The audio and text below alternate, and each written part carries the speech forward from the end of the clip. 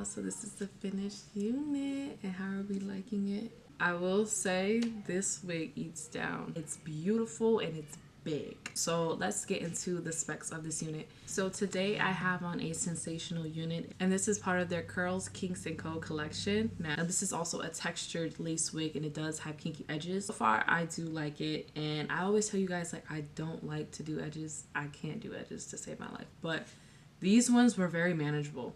And I love how they are thick, so it just looks like it's just my natural hair. Now the style that I have today is a Kinky 13x6 body wave, and this is in 18 inches. And I have the color Blaze Chocolate, and this color is beautiful in person. I don't know if you guys can even see how gorgeous it is on the camera, but it is beautiful in person. Now this wig can also be a glueless wig as well for you if you don't want to put like any glue or hairspray. It does have an elastic band in the back, so you're able to adjust it to your head. Curls, Kinks & Co. It celebrates the versatility and styles that makes natural hair so unique, and I love how they curated a collection toward Black women. Now with this collection, it does mimic 3B to 4C hair types, and the style that I have on today, it mimics a natural blowout or a roller set, and I really do like it. It is voluminous, and it honestly does look like I just got a blowout. Now it has 13x6 HG lace, so 13 in the front and then 6 inches down the back.